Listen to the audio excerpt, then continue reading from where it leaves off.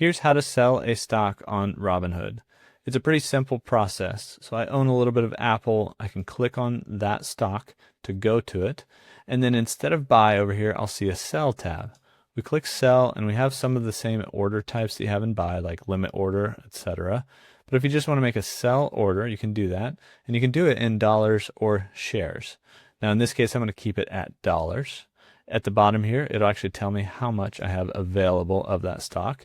And there's also a sell all button, which I can click on if I want to sell all of that stock that I own.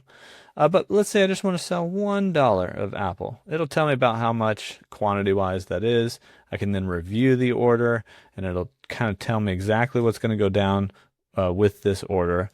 And then I can sell it just by clicking this sell button right here. So you can sell stock in dollars or in shares, and that's how you can sell stock on Robinhood.